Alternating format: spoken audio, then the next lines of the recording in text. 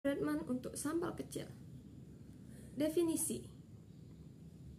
Uji Friedman merupakan perluasan uji Wilcoxon dengan melibatkan lebih dari dua variabel berhubungan. Uji Friedman digunakan untuk menguji hipotesis komparatif case sampel yang berpasangan atau relate dengan data berbentuk ordinal atau ranking. Bila data yang terkumpul berbentuk interval atau rasio, maka data tersebut diubah menjadi data ordinal. Langkah-langkah pengujian. 1. Hipotesis. H0.2 μ1 sama dengan μ2 sama dengan sampai μk. Sampel ditarik dari populasi yang sama. H1.2 paling tidak ada μi tidak sama dengan μj. Untuk i tidak sama dengan j, sampel ditarik dari populasi yang sama. 2. Tentukan taraf signifikasi alfa. Statistik tabel chi-square di mana x kuadrat dengan derajat bebas df sama dengan k-1. 3. Statistik uji memiliki dua rumus di mana bila tidak ada angka kembar, rumusnya x kuadrat sama dengan 12 per nk k plus 1 sigma j sampai k sama dengan 1 dikali rj kuadrat min 3 k plus 1 dengan n sama dengan banyak baris, k sama dengan banyak kolom pengukuran, rj sama dengan jumlah ranking dalam kolom j.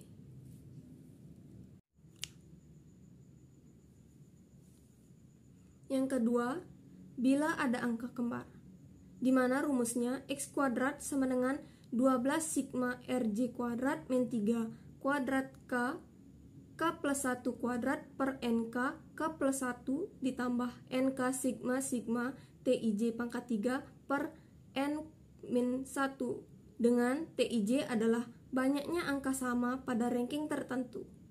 4. Kriteria uji. X kuadrat hitung lebih besar dari x kuadrat tabel, maka H0 ditolak. Jika x kuadrat hitung lebih kecil dari x kuadrat tabel, maka H0 diterima. 5. Kesimpulan.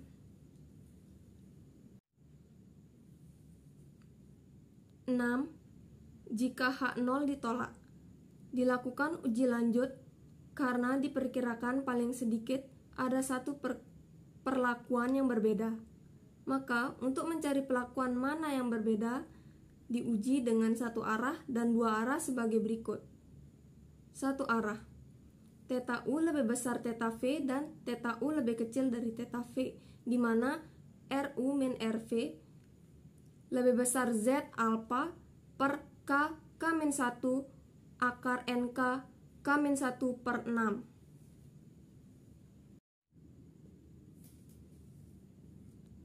Kriteria uji tolak H0 jika dua arah. Theta U tidak sama dengan theta V, maka RU min RV lebih besar sama dengan Z alpha per 2 per K min 1 akar NK K min 1 per 6. Kali ini saya akan menjelaskan contoh soal dari uji Friedman untuk sampel yang kecil. Seorang mahasiswa Fakultas Peternakan ingin melakukan penelitian mengenai penilaian para peternak terhadap kebijakan sektor peternakan pada masa pemerintahan yang berbeda. Penilaian dilakukan dengan skor 1-10. Peternak yang diteliti ada 3 orang yang dipilih secara random. Peternak diminta untuk memberikan penilaian terhadap kebijakan pemerintah yang menyangkut sektor peternakan pada masa pemerintahan Presiden A, Presiden B, Presiden C, dan Presiden D. Dengan alfa sama dengan 5%, lakukan pengujian untuk membantu peneliti. Adakah perbedaan terhadap kebijakan pemerintah yang dilakukan oleh peternak-peternak tersebut? Berikut adalah hasil tabel penilaian peternak terhadap kebijakan pemerintah. Dari yang diketahui oleh dari soal yaitu pertama, N sama dengan 3, K adalah banyak perlakuan, alfa sama dengan 5%. Kemudian ditanya, adakah perbedaan terhadap kebijakan pemerintahan yang dilakukan oleh peternak-peternak tersebut? Langkah-langkah penyelesaiannya, pertama kita akan melakukan uji hipotesis, yaitu H0 sama dengan μ1 sama dengan μ2 sama dengan μ3, yaitu artinya tidak ada perbedaan penilaian terhadap kebijakan pemerintahan yang dengan presiden yang berbeda di bidang peternakan. Kemudian HA yaitu mu I tidak sama dengan mu J. Artinya, ada perbedaan penilaian terhadap kebijakan pemerintahan dan presiden yang berbeda di bidang peternakan. Kemudian 2, taraf signifikasinya. Alfa sama dengan 5%. Itu sama aja kayak 0,05%. Kemudian kita cari degree of freedom-nya. Degree of freedom itu dengan rumus K-1, yang dimana K sama dengan 4, yaitu dikurangin 4 kurang 1 kan sama dengan 3. Kemudian kita cari di tabel chi-square, yang dimana degree of freedom-nya 3 dan alfanya sama dengan 0,05, yang didapatkan 7,815. Jadi chi-square tabelnya sama dengan 7,815. Penakannya tidak ada angka kembar dalam hasil tabel penilaian peternak terhadap kebijakan pemerintah, maka akan digunakan rumus chi-square sama dengan 12 dibagi N dikali K dikali K plus 1 sigma RJ kuadrat dikurang K dikali K plus 1, dengan N sama dengan banyak baris, K sama dengan banyak kolom pengukuran, RJ sama dengan jumlah ranking dalam kolom J. Kita akan mencari ranking dari setiap barisnya. Ranking dicari dengan cara mengurutkan nilai dari tiap kolom dari yang terbesar ke yang terkecil, yang dimana pada ranking pertama, Presiden C akan menjadi ranking pertama, kemudian Presiden D akan menjadi ranking kedua, Presiden B akan menjadi ranking ketiga, dan Presiden A akan menjadi ranking keempat. Kemudian pada baris kedua, Presiden C akan menjadi ranking pertama, Presiden B akan menjadi ranking kedua, Presiden D akan menjadi ranking ketiga, dan Presiden A akan menjadi ranking keempat. Kemudian pada baris ketiga, yang dimana Presiden C akan menjadi ranking pertama, Presiden D akan menjadi ranking kedua, dan Presiden B akan menjadi ranking ketiga, dan Presiden A akan menjadi ranking keempat. Setelah kita mencari ranking dari setiap kolom, kita kemudian akan mencari RJ rata-rata. Setelah mengurutkan ranking dari setiap kolom, kemudian kita akan mencari jumlah rata-rata dari Presiden A, yang dimana Presiden A akan menjadi R1, yang dimana itu jumlahnya adalah 12. Presiden B akan menjadi R2, yang dimana jumlahnya sama dengan 8. Presiden C sama dengan R3, yang akan jumlahnya sama dengan 3. Dan Presiden D akan menjadi R4, yang jumlahnya sama dengan 7. Akan dimasukkan ke dalam rumus chi-square sama dengan 12 dibagi N dikali K dikali K plus 1 sigma dari RJ kuadrat dikurang 3N dikali K plus 1, sama dengan 12 dikali 12 kuadrat ditambah 8 kuadrat ditambah 3 kuadrat tambah 7 kuadrat dibagi 3 dikali 4 dikali 4 plus 1 dikurang 3 dikali 3 4 plus 1, yang dimana hasilnya itu kemudian akan menjadi 12 ditambah 12 dikali 144 ditambah 64 tambah 9 tambah 49 dibagi 3 kali 4 dikali 5 dikurangin 3 kali 3 kali 5. Kemudian hasil perhitungannya akan menjadi 8,2. Jadi chi-square hitungnya didapatkan sebesar 8,2. Dan setelah kita mendapatkan chi-square hitung dan chi-square tabelnya, kemudian kita akan mencari kriteria ujinya. Jika chi-square hitungnya lebih besar dari chi-square tabel, maka H0 ditolak. Jika chi-square hitung lebih kecil dari chi-square tabel, maka H0 diterima. Dari perhitungan yang dilakukan, didapatkan bahwa 8,2 lebih besar dari 7,8115, maka H0 ditolak. Karena H0 ditolak, maka kita akan melakukan uji lanjut. Karena H0 ditolak, artinya tidak ada cukup bukti untuk membuktikan adanya perbedaan penilaian kebijakan pemerintahan dengan presiden yang berbeda di bidang peternakan, sehingga perlu dilakukan uji lanjut untuk mengetahui masalah mana yang berbeda. Misal untuk kasus ini, maka akan menggunakan hipotesis satu arah. Diketahui nilai Z alfa per K dikali K-1 itu tinggal dimasukkan di rumusnya. Berarti mutlak dari RI dikurang RJ lebih besar dari 2,64 dikali akar 3 dikali 4 dikali 4 plus 1 per 6, yaitu mutlak dari RI dikurang RJ lebih besar dari 2,64 dikali akar dari 3 dikali 4 dikali 5 per 6, yaitu mutlak dari RI dikurang RJ lebih besar dari 2,64 dikali akar 60 per 6, yang dimana mutlak RI dikurang RJ lebih besar dari 2,64 dikali akar 10, yang dimana hasilnya akan mendapat 0,34. Kemudian kita akan melakukan uji lanjutan. Uji lanjutannya tadi dikatakan adalah satu arah. Berarti rumusnya adalah mutlak dari RI dikurang RJ lebih besar dari Z alfa dibagi K dikali K-1 dikali K dari N dikali K dikali K plus 1 per 6. Kita cari terlebih dahulu Z alfa dibagi K dibagi K dikali K-1, di mana alfanya sama dengan 0,05, K-nya sama dengan 4. Tinggal dimasukkan ke rumusnya, berarti Z dikali 0,05 dibagi 4 dikali 4-1, di mana hasilnya adalah Z 0,0041. Kita cari di tabel Z yang nilainya itu 0,041 kan, didapatkan nilainya adalah 2,60. Kita mendapatkan nilai yaitu mutlak RI dikurang RJ lebih besar dari 8,34. Kemudian kita akan mengurutkan nilai RI yang sudah kita dapatkan sebelumnya, yaitu dari urutan terbesar ke yang terkecil seperti yang dilihat di sana. Kemudian kita akan kurangkan R1 dikurang R2, setelah itu R1 dikurang R4, setelah itu R1 dikurang R3, setelah itu R2 dikurang R4, setelah itu R2 kurang R3, setelah itu kurang R4 dikurang R3. Kemudian hasilnya seperti dilihat di sana. Kemudian dari semuanya itu ternyata R1 dikurang R3 berbeda dari semuanya, sehingga dia dikatakan bahwa dia menolak H0.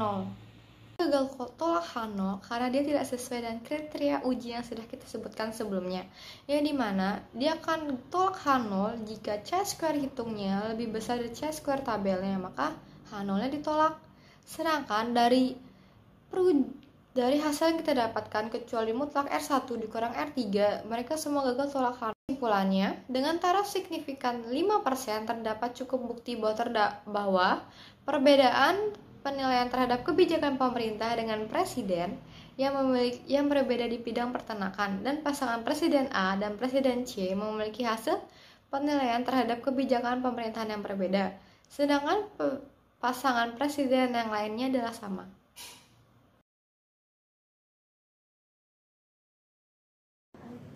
Definisi uji ranking dua arah Friedman adalah analog non-parametrik dari analisis varians dua pada parametrik. Uji ini digunakan bila data K sampel berpasangan dalam skala sekurang-kurangnya ordinal. Tidak memerlukan asumsi bahwa populasi yang diteliti berdistribusi normal dan mempunyai varians yang homogen.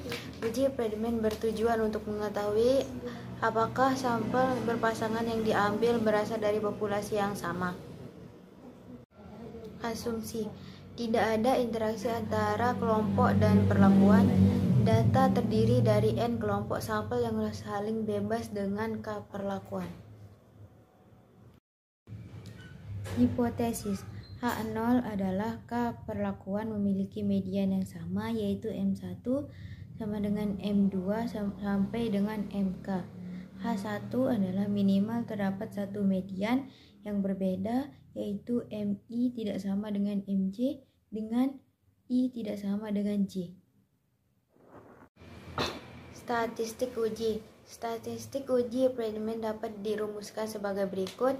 K-square sama dengan 12 per NK dikali K plus 1 dikali sigma RG kuadrat min 3N dikali K plus 1, di mana N sama dengan jumlah sampel atau kelompok, K sama dengan jumlah perlakuan, RG sama dengan jumlah ranking pada perlakuan ke J.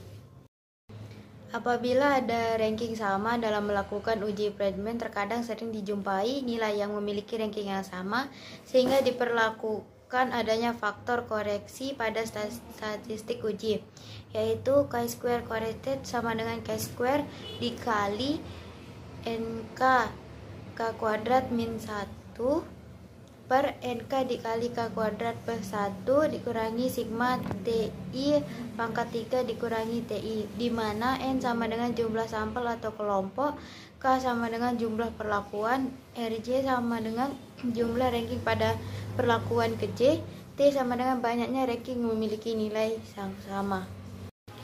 Wilayah kritis, yaitu tolak H0 jika chi-square lebih dari chi-square hitung atau p-value kurang dari alpha. Baik, kali ini saya akan menjelaskan salah satu contoh soal dalam uji Friedman. Contoh soalnya sebagai berikut. Dalam upaya meningkatkan produktivitas pekerja, manajer produksi PT Duta Makmur memberi 10 pekerja atau sebagai sampel dengan kondisi kerja yang berbeda, yakni yang pertama, saat bekerja diberi penerangan atau lampu yang memadai. Yang kedua, saat bekerja diberi alunan musik. Yang ketiga, saat bekerja diberi kesempatan menonton televisi. Yang keempat, saat bekerja diberi kesempatan menonton radio. Jika lampu mencapai produksi tertentu, seseorang pekerja akan mendapat bonus. Perlakuan diberikan bergantian. Pada minggu pertama diberikan tambahan lampu, kemudian minggu kedua lampu tambahan ditiadakan dan diganti alunan musik. Demikian seterusnya. Kelima macam perlakuan dilakukan kepada 10 pekerja. Kemudian supervisor menghitung produktivitas roti yang dihasilkan untuk tiap perlakuan dengan hasil seperti tabel berikut. Dari data di bawah ini, manajer ingin mengetahui apakah perbedaan nyata pada produktivitas pekerja dengan memberikan kondisi yang berbeda. Gunakan taraf signifikasi 5%. Nah, jadi pertama-tama kita cari dulu N-nya atau jumlah sampel. Berarti N-nya itu pekerjanya ya, berarti N-nya sama dengan 10. Yang kedua perlakuannya. Jumlah perlakuannya ada 5, ada lampu, musik, televisi, radio, dan bonus. Selanjutnya kita akan menentukan hipotesis. Hipotesisnya ada H0 dan H1. H0 μ1 sama dengan μ2 sama dengan μ3 sama dengan μ4 sama dengan μ5. Itu sesuai dengan jumlah perlakuannya, yaitu sampai 5. Artinya perbedaan kondisi kerja tidak mengakibatkan perbedaan produktivitas pekerja yang signifikan. Yang kemudian H1, μi tidak sama dengan μj. Artinya perbedaan kondisi kerja mengakibatkan perbedaan produktivitas kerja yang signifikan. Selanjutnya menentukan taraf signifikan. Seperti yang sudah ada di soal tadi, alfanya sama dengan 5%. Jika didesimalkan akan menjadi 0,05. Alfa ini akan digunakan nanti untuk menentukan chi-square tabel. Selain alfa, yang akan ditentukan juga DF-nya dengan rumus K-1. K itu artinya jumlah perlakuannya, yaitu K-1 berarti 5 dikurangin 1 sama dengan 4. Kemudian chi-square tabelnya ada 9,488. Statistik uji ya. Di dalam statistik uji itu ada yang namanya tabel ranking. Cara menentukan tabel ranking adalah pertama-tama dengan melihat tabel sebelumnya. Yang kedua, mencari angka terkecil dari setiap baris. Contohnya pada baris A, angka terkecilnya ada 11. Berarti 11 adalah ranking pertama. Angka terkecil kedua adalah 12, berarti 12 adalah ranking kedua. Dan ranking ketiga dan keempat memiliki angka yang sama, yaitu 21. Cara menentukan rankingnya adalah dengan menjumlahkan 3 ditambah 4 per 2 sama dengan 3,5. Ranking kelima adalah 35, yang terbesar. Begitupun dengan baris ke B, C, D, E, F, G, sampai J. Masih di statistik uji, karena ada angka yang kembar, maka kita gunakan rumus yang kedua. Angka kembar itu bisa dilihat di tabel ranking. Misalnya di baris A ada 3,5 dan baris B angka kembarnya yaitu 2,5. Kita menggunakan rumus yang kedua, yaitu chi-square sama dengan 12 sigma RJ kuadrat min 3N kuadrat K plus 1 kuadrat per NK K plus 1 ditambah NK min sigma T IJ pangkat 3 dibagi K min 1. Sigma RJ itu ada di tabel ranking. Cara menentukannya adalah dengan menjumlahkan setiap kolom. Misalnya di kolom lampu dengan menjumlahkan 2 ditambah 1 ditambah 2 ditambah 1 ditambah 1 ditambah 1 dan seterusnya hingga hasil akhirnya ada 12. Kemudian ada musik, televisi, radio, dan bonus. N-nya ada 10 dan K atau jumlah perlakuannya ada 5. Dan menentukan sigma TIJ pangkat 3. Cara menentukannya adalah dengan melihat angka yang sama dari tabel sebelumnya, di mana sigma TIJ itu adalah jumlah angka yang sama dari setiap baris ranking. Untuk melihat angka yang sama bisa dilihat di tabel sebelumnya. Misalnya di baris A, angka yang sama adalah 21 yang terdiri dari 2 angka. Kemudian baris ke B, angka yang sama ada 2 juga, yaitu angka 19. Di baris C tidak ada angka yang sama. Dilihat dari tabel, angka yang sama berjumlah 6, atau setiap barisnya ada 2, misalnya 2 pangkat 3 ditambah 2 pangkat 3 ditambah 2 pangkat 3 sampai 6 kali. Sedangkan angka yang tidak sama berjumlah 38. Misalnya di baris A, angka yang tidak sama itu ada 12, 11, dan 35. Dengan angka yang tidak sama itu dituliskan menjadi 1 pangkat 3 sampai 38 kali. Sehingga sigma TIJ pangkat 3 sama dengan 2 pangkat 3 ditambah 2 pangkat 3 ditambah 2 pangkat 3 ditambah 2 pangkat 3 ditambah 2 pangkat 3 ditambah 1 pangkat 3 ditambah 1 pangkat 3 dan seterusnya, sama dengan 8 ditambah 8 ditambah 8 ditambah 8 ditambah 8 ditambah 38 dengan hasilnya ada 86.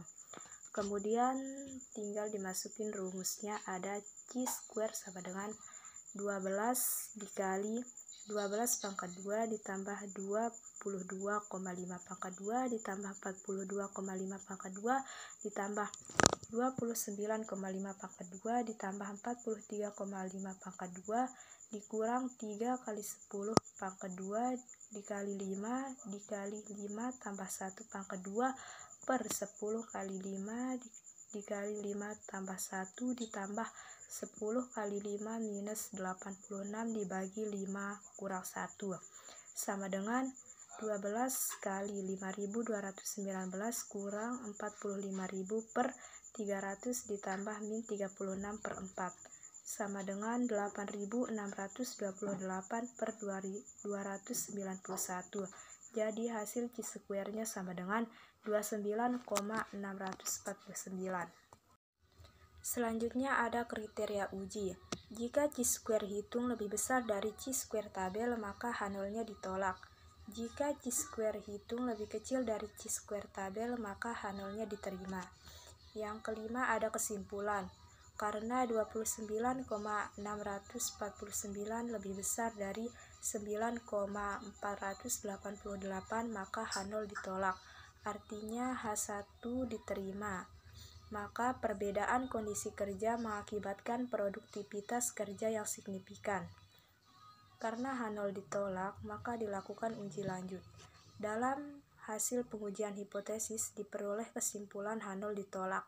Artinya ada perbedaan produktivitas dari 5 kondisi kerja, sehingga perlu dilakukan uji lanjut untuk mengetahui kondisi kerja mana saja yang berbeda atau lebih baik atau lebih buruk. Misal pada contoh kasus ini akan mencari kondisi kerja yang lebih baik, sehingga gunakan hipotesis satu arah ke kanan. Hipotesisnya ada H0 di mana θ U sama dengan θ Pi, artinya kondisi kerja U tidak lebih baik dari kondisi kerja Pi. Yang kedua ada H1 di mana θ U lebih besar dari θ Pi, artinya kondisi kerja U lebih baik daripada kondisi kerja Pi. Begitupun sebaliknya jika θ Pi lebih besar dari θ U, artinya kondisi kerja Pi lebih baik dari kondisi kerja U. Yang selanjutnya ada taraf signifikansi dan kriteria uji. Alfanya sama dengan 5%. Karena hipotesisnya satu arah ke kanan, maka kriteria ujinya adalah jika mutlak RU min RP lebih besar atau sama dengan dari Z dikali alfa dibagi K min 1 dikali akar dari NK K min 1 dibagi 6, maka H0 ditolak. Dan jika mutlak RU min RP kurang dari Z dikali alfa dibagi K min 1 dikali akar dari NK min 1 dibagi 6, maka H0 ditolak, maka H0 diterima. Kita asumsikan Z dikali alfa min K min 1 sebagai A dan akar dari NK min 1 dibagi 6 adalah B. Dihitung A dan B. Yang pertama A sama dengan P sama dengan 1 min A dibagi K min 1 sama dengan 1 dikurang 0,05 dibagi 5 kali 5 min 1 sama dengan 1 min 0,05 dibagi 20 sama dengan 1 dikurang 0,0025 sama dengan 0,9975. Artinya Z tabelnya Z-nya 0,995 bisa dilihat dari tabel Z yang menghasilkan 2,801. Yang kedua B sama dengan akar dari NK min 1 dibagi 6 sama dengan akar dari 10 dikali 5 min 1 dibagi 6 sama dengan akar dari 200 dibagi 6 sama dengan akar dari 33,33 akar dari 33,33 sama dengan 5,773. Maka Z alfa dibagi K min 1 dikali akar dari NK min 1 dibagi 6 sama dengan A dikali B sama dengan 2,801 dikali 5,773 sama dengan 16,17. Dan yang terakhir ada statistik uji dan kesimpulan. Yang pertama, lampu versus musik, artinya R1 mutlak R1 minus R2 sama dengan mutlak 12 min 2,25 sama dengan mutlak minus 10,5. Mutlaknya dikeluarin jadi 10,5 kurang dari 16,17 yang artinya H0 diterima. Dimana jika H0 diterima artinya tidak ada perbedaan, maka antara lampu dan musik tidak ada yang lebih baik. Yang kedua, lampu versus TV, dimana mutlak R1 sama dengan R3, R sama dengan mutlak 12 min 42,5 sama dengan mutlak min 30,5 sama dengan 30,5 lebih besar dari 16,17, artinya H0 ditolak. Dimana jika H0 ditolak berarti ada perbedaan. Perbedaannya adalah mana yang lebih baik antara lampu versus TV. Yang lebih baik adalah yang memiliki angka yang terbesar yaitu TV dengan angka 42,5. Yang ketiga, lampu versus radio dengan hasil H0 ditolak dan ada perbedaan. Yang keempat, lampu versus musik H0 ditolak, ada perbedaan. Yang kelima, musik versus TV H0 ditolak, ada perbedaan. Yang keenam, musik versus radio H0 diterima dan artinya tidak ada perbedaan.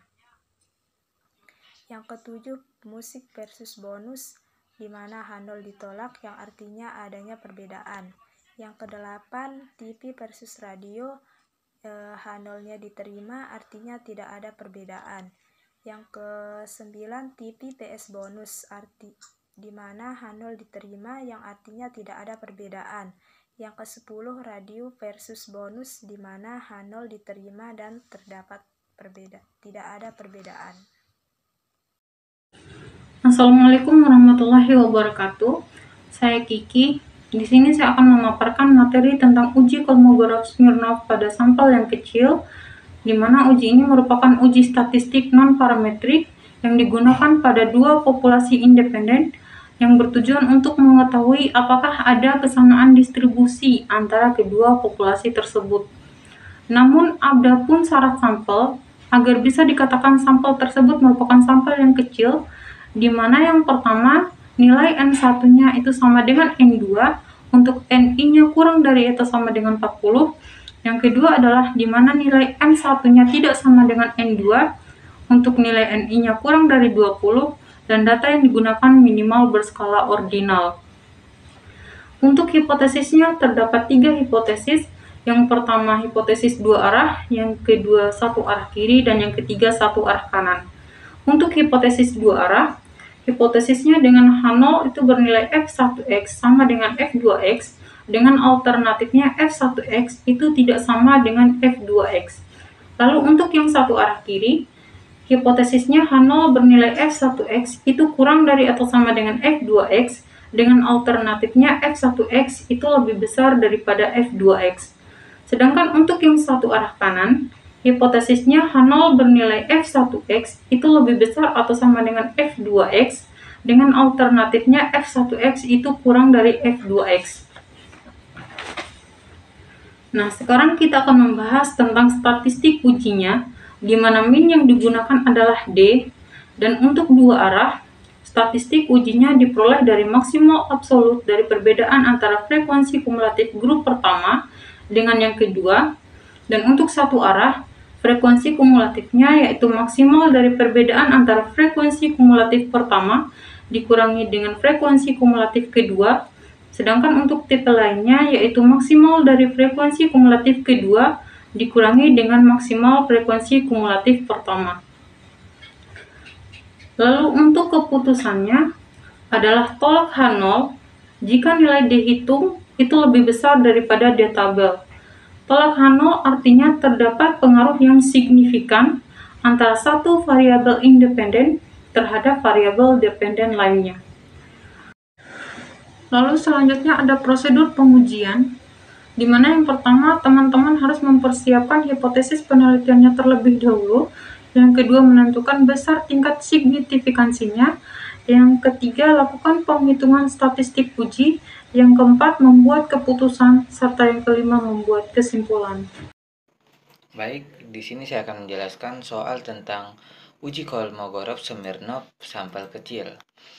Nah, di sini kami telah menyediakan soalnya, yaitu suatu inspeksi sanitasi telah dilakukan terhadap 10 rumah pada blok A dan blok B.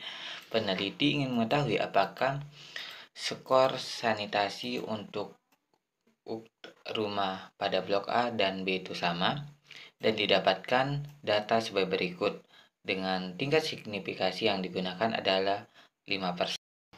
Untuk mengetahui jawaban dari hal tersebut, yaitu yang perlu kita lakukan pertama adalah menentukan hipotesis, dan didapatkan H0-nya adalah tidak dapat perbedaan skor sanitasi antara kedua blok rumah, dan H1 terdapat perbedaan skor sanitasi antara kedua blok rumah. Kemudian kita akan menentukan uji statistik. Yang pertama kita lakukan dalam melakukan uji statistik adalah menentukan intervalnya. Gimana sih cara menentukan intervalnya? Yaitu dengan cara mengurutkan data dari data yang paling kecil sampai dengan data yang paling besar. Setelah itu, data paling besar dikurangi data paling kecil dibagi dengan jumlah sampel.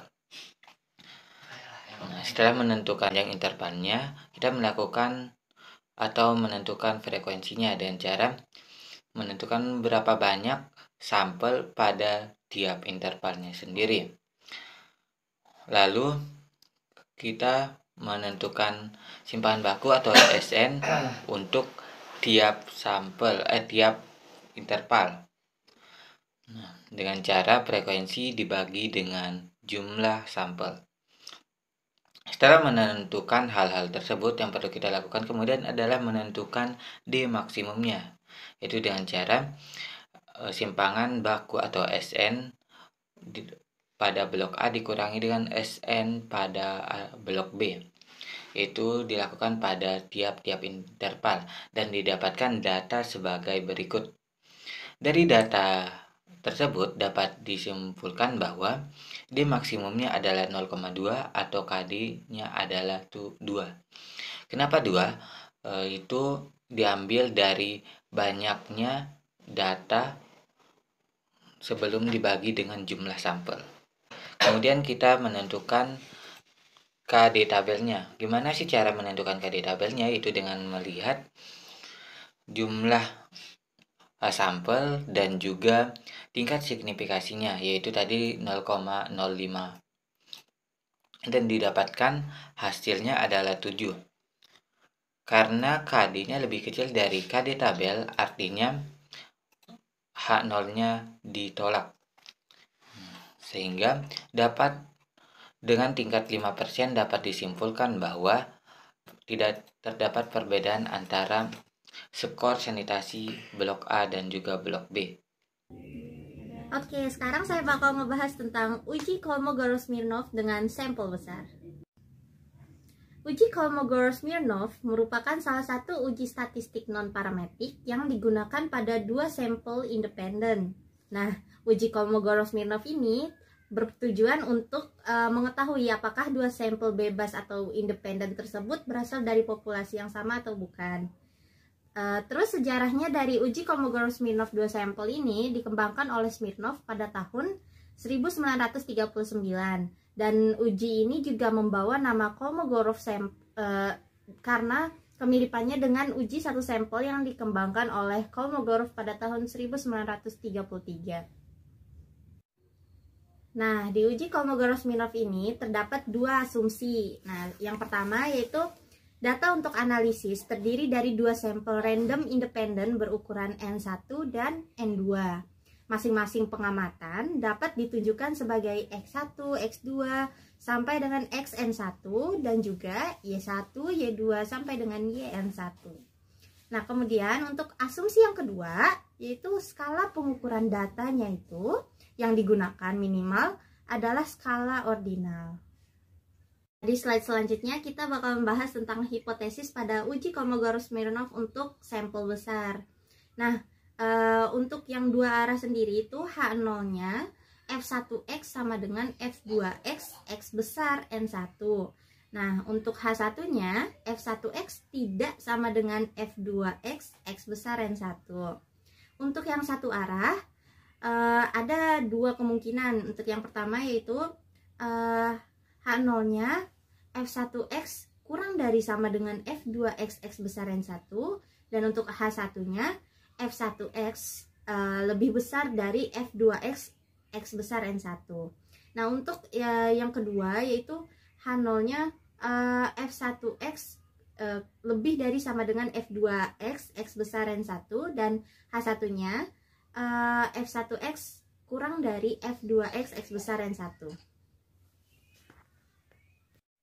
Nah, kemudian kita bakal bahas tentang statistik uji pada uji Kolmogorov-Smirnov untuk sampel besar. Nah, misalkan masing-masing S1X sama dengan S2X menandakan sampel atau fungsi distribusi empiris dari nilai X yang diamati dan nilai Y yang diamati.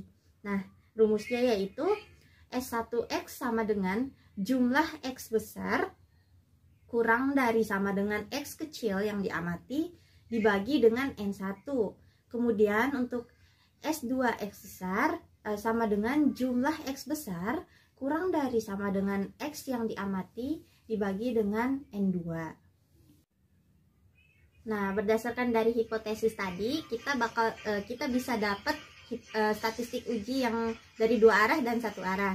Nah, yang dari 2 arah yaitu D sama dengan maksimal mutlak S1X besar min S2X besar. Dan untuk yang 1 arah yang pertama, D sama dengan maksimal dari S1X besar min S2X besar. Untuk untuk 1 arah yang kedua, D sama dengan maksimal X2S besar min S1X besar. Kemudian ada wilayah kritis pada uji Kolmogorov-Smirnov untuk sampel besar yaitu N1 atau N2-nya lebih dari 40. Dengan wilayah kritis yang digunakan itu ada 2. Yang pertama, untuk pengujian 2 arah dapat menggunakan tabel A20B dari Wayne-Wideniel. Dan untuk yang kedua, pada pengujian 2 arah dapat menggunakan pendekatan chi-square. Untuk pembahasan kali ini kita bakal ngebahas tentang wilayah kritis menggunakan pendekatan chi-square. Rumus yang digunakan di sini adalah X besar kuadrat min 4D kuadrat N1 kali N2 per N1 plus N2. Maka tolak H0 jika X kuadrat kurang dari X kuadrat A2.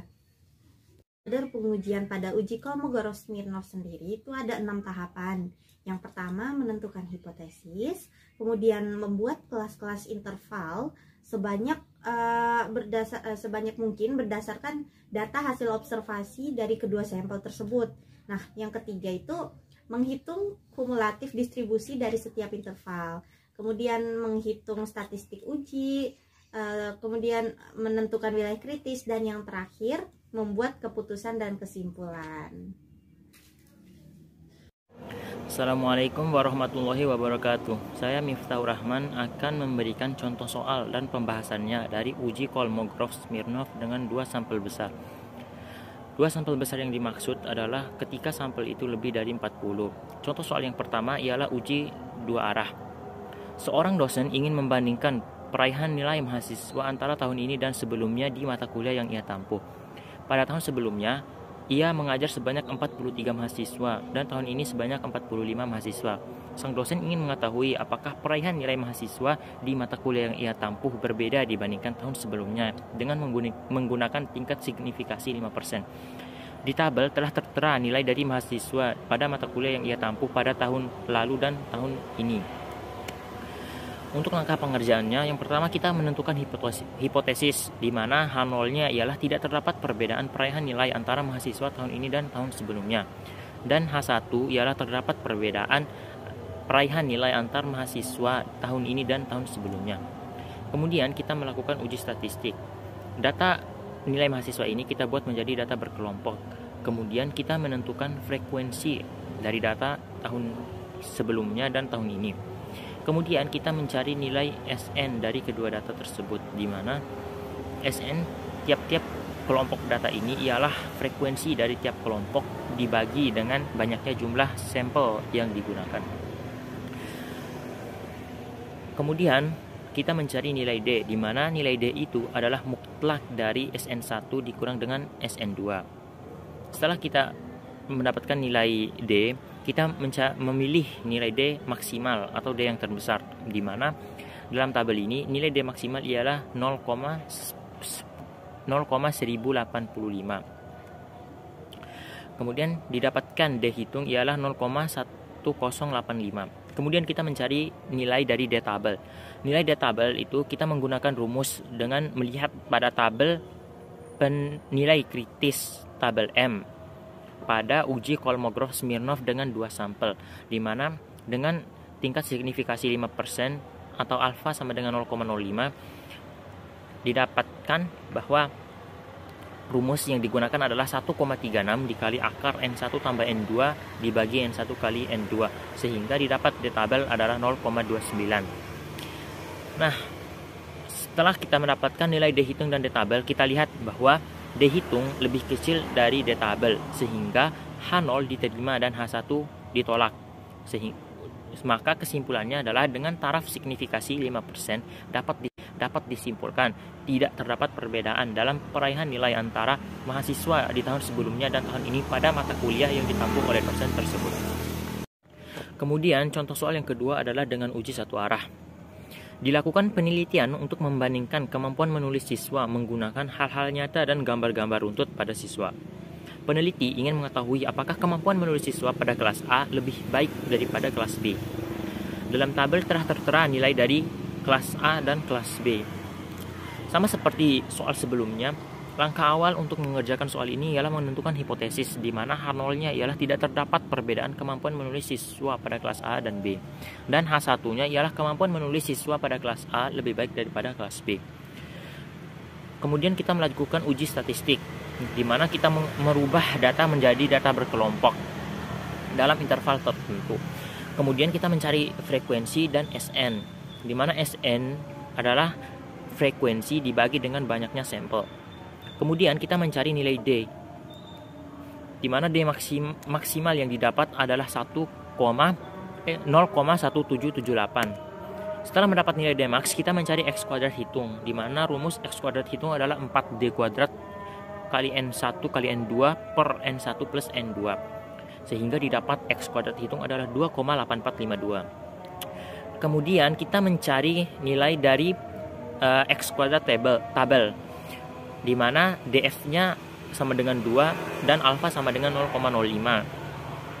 Dalam tabel kita mendapat nilai dari X kuadrat tabel adalah 5,99, sehingga X kuadrat hitung lebih kecil dari X kuadrat tabel, maka gagal menolak H0, sehingga dapat disimpulkan bahwa dengan taraf signifikasi 5%, tidak ada perbedaan kemampuan menulis siswa pada kelas A dan kelas B.